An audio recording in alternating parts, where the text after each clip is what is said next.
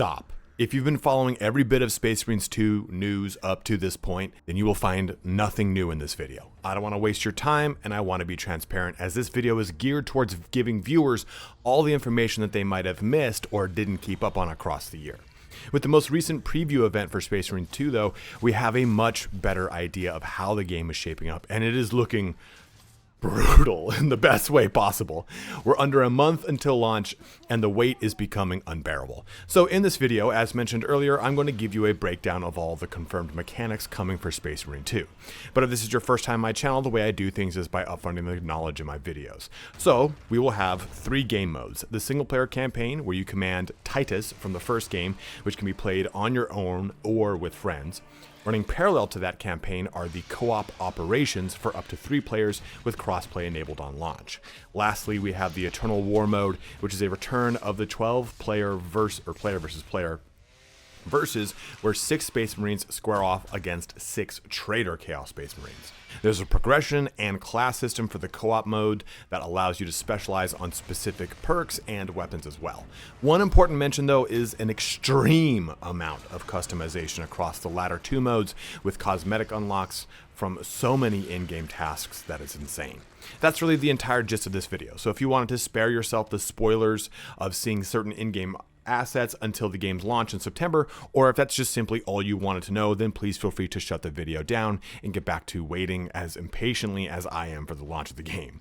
If you're heading out and you found any of this information helpful, please don't forget to like, comment, and or subscribe, as each one of those things is a huge boon to my channel. You can jump ahead to any part of this video that interests you the most using the chapters in both the timeline and the description. Also, I have a link in the upper right hand corner and the description to all of my current 40K lore videos that I've made over the years. So if you'd like to dive in on other or more subjects from the 41st millennium, head on over there. Let's get started on my video breaking down the features of Space Marine 2. To start out, let's go into the single player campaign and discuss some of the elements of what is ahead of us come September. The game will run around 12 hours for the single player campaign, which I think is totally fine in a shoot 'em up game, as the other modes showed people playing for 40 plus hours with plenty more on the table. Keep in mind that we are talking about the single player here. The co-op operations can be played solo with bots, so you can look at that as an extension of this campaign if you'd like. But said single player narrative will follow the events of former Captain Dimitri and Titus. Now, I'm going to assume you've played the first Space Marine, and if you haven't, I strongly recommend you play before the second game, just to lock in the lore of everything. Game 1 had the main character voiced by Mark Strong. Unfortunately, he won't be reprising this role, but instead Titus will be played by Clive Standen, the gentleman who played Rollo in Vikings, so a worthy successor indeed. Game 2 sees Titus having crossed the Rubicon Primaris to become a Primaris Space Marine. Now, if you don't know what that means, don't worry. I'll be rolling out a series of videos explaining this, but in short, he underwent a procedure to become a more super soldier. If I compared this to Dragon Ball Z, he went from Super Saiyan to Super Saiyan 2, only far riskier of a procedure. The big question on a lot of people's mind is why the captain was demoted to a lieutenant. Now, I don't want to spoil anything in the off chance that it's included in the video game, so I have a standalone video discussing what happens, and people can choose to avoid it if they want. The lore was divulged in White Dwarf number 498, the Warhammer magazine that I have seemingly fucking unending stack of. What I will say is that it wasn't a demotion so much as a reset of his ranking after the events that transpired between Game 1 and 2. Events that see Titus go through a literal gauntlet of trials, including the Inquisition, Death Watch, and tons of other boys in the band of the grand universe of 40K. Everything leads up to the campaign for Game 2, with Titus and the Second Company battling against the Tyranids of the Hive Fleet Leviathan during the events of the 4th Tyranid Wars. The campaign will take place across multiple planets this time, and the other major antagonists will be the forces of chaos, most likely Tzeentch, with a callback to Game 1's secret antagonist. Just like in co-op, you'll be fighting against an endless horde of Tyranids, with other characters at your side controlled by the AI, but with heavy narrative connotations. It's worth noting that you can play through this campaign entirely solo or as a co-op experience, with your friends taking over as Gadriel and Chiron, the aforementioned AI characters, or Chiron, sorry. What's cool is that the entire time you play through the single-player campaign, you will be in contact with the characters that you play in the co-op operations aboard your battle barge, basically the hub that you'll use in between missions. The same will be said for the operations as you receive your orders or communications from Titus. So it's an awesome way to have a narrative thread between these two different game modes while still feeling a part of the same overall story. And since we brought it up now, let's pivot into the co-op, as the main story campaign has not been previewed as heavily as the operations mode. Arguably the one thing that we've seen the most of in the last few weeks is the co-op operations coming to the game, which allow you a ton of customization, as well as 6 missions for you to replay with varying difficulties and unlocks. You're about to see a lot of menus in the game showing off an incredible amount of unlocks, cosmetics, etc., but Focus Entertainment has already confirmed that there is 0 microtransactions, no paywalls, nothing. They've also stated that any DLC will be purely cosmetic, something they did for Game 1 with chapter-themed DLC packs. Focus Entertainment has already confirmed as well that a roadmap will be coming, outlining the future plans for both operations and the multiplayer mode, Eternal War. So depending on when you're watching this, that may already be up, so just a heads up on that. As far as the game mode goes, Operations put you in control of one of 6 characters, each one a specific class: Tactical, Assault, Vanguard, Bulwark, Sniper, and Heavy. When you boot the mode up, their default look is an Ultramarine, but you can customize the character to look however you want, completely changing their chapter, loadout, and what have you. Each of the classes has a specific ability, like the Tactical's Auspex scan, for example, which sets them apart from their peers and helps give a tactical edge to your fellow battle brothers. Operations allow you to play solo with the AI or with 2 other people, allowing for a total of 3 players smashing Tyranids into a green mist in the Emperor's name. The most addictive part of this mode will be the progression system. Each of the 6 classes has their own perk system, which grants them boons for their desired weapons and special abilities, allowing you to focus on specific builds for each one. With a max of 25 levels, this should give us plenty of points to move things around as needed. Kodiak from Legacy Gaming on YouTube remarked that the build system for the game is on the lighter side. I understand that as the system is not so deep-seated that you need to crunch numbers on a build calculator to figure it out. Even looking at some of the content that's been revealed, it all seems very straightforward as far as the perks that line up with the specific use cases. All of this is accessible in the armoring hall aboard your battle barge, in between your desired operations, where you can spend anywhere from 58 to 23 hours purely on cosmetics alone. Seriously, there's tons. You want to play a Black Templar? We've got that. What about a successor chapter of Blood Angels? It can be done. How about using a butt plug with a tail on it? That's right, Space Wolves are there as well. Sorry, my leaving bros. Low-hanging fruit. It was my first army back in 3rd edition too, so it's all love. But back on track, you can even paint different quadrants or halves of the armor to pull some of the more obscure paint jobs into the mix. It really seems like the options are endless. Furthermore, the more elaborate and baroque armor pieces can be unlocked via certain actions across all the modes available to you, giving you a sense of accomplishment when you deck your Space Marine out with more and more adornments. With the cosmetics and progression of the characters is the actual equipment that's relegated to each class.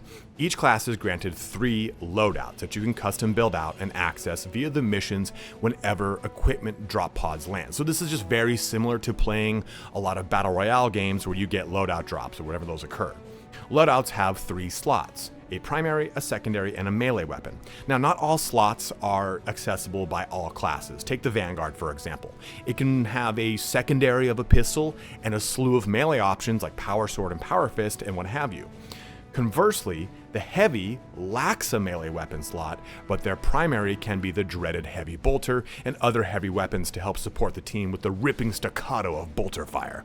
Each weapon for each class has its own progression as well, with 4 levels of experience: Standard, Mastercrafted, Artificer, and Relic. Those levels grant you mastery points, which you invest in each weapon's perk tree, as well as unlock different versions of the weapon, which gives you access to varying playstyles. Like, that's so much for me to even say out loud, I almost lost my voice. But to unlock those tiers, you need armory data, which is gathered by finding servo skulls or killing mini bosses across the mission. Setting up multiple loadouts will allow you to prepare for the perils that each operation will throw at you as you progress through them. And there are a total of 6 operations, with again plans for more in the future once announced.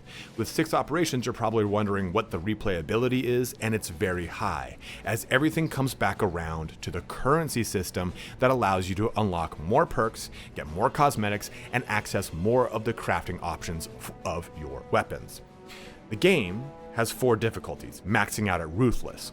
Each difficulty affords you a unique resource that you can only get at that level. So if you want the relic upgrades for your weapon, you're going to need to do the highest difficulty, Ruthless, to unlock them.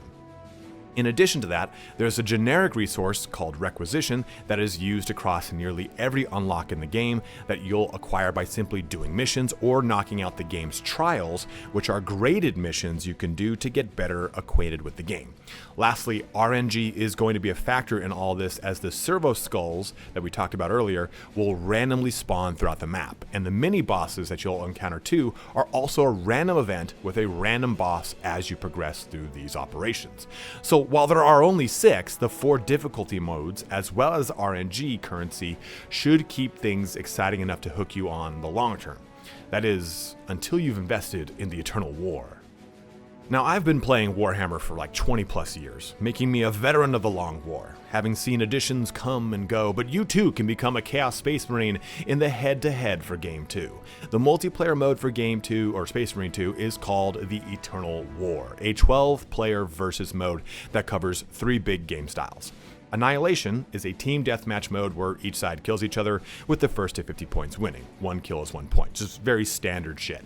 Seize the Ground is a domination mode that is a classic style you've come to expect from games like Call of Duty. A zone of control randomly spawns on the map, and one team must hold out against the other as they try to take it over. As you'd expect, the zone will shift every so often until the goal has been met. Lastly, we have Capture and Control, which is your standard 3-zone capture gameplay. Holding zones nets you points, and multiple zones grants more points. All 3 of these are very standard game modes, like I said earlier, and as mentioned earlier too, we'll hopefully see future modes added or what have you. What I'm most curious about is if we'll be getting kill streaks. Game 1 had them, and it was a great way to combine the third-person thrill of, like, say, a Gears of War with the kill streak system of Call of Duty. We'll probably find out more about this in the coming blog posts, but about the mode as a whole, it's 6v6, hence the 12-player versus, where you are either playing as a loyal Space Marine or a traitorous Chaos Space Marine. Just like the Operations mode, your cosmetics and your levels will carry over with access to all 6 of the classes with their respective progression, giving you another avenue for unlocks. Only this time, you now have the Chaos Space Marines to layer in.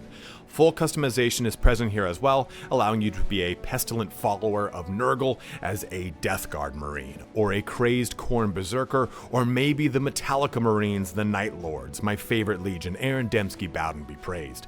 But all this comes together in a mode where you're using your class's special abilities to destroy your cousins alongside your fellow battle brothers in either the name of, or in spite of, the Emperor. Again, not a lot is known of this mode, and it wasn't until this year that we got full confirmation that it was added to the game. But at present, it looks like a pretty linear 1-to-1 copy from Game 1, which is excellent news. Multiplayer in the first game was what kept it around for so long, and if they did nothing but copy that system and not touch it, it'd be great.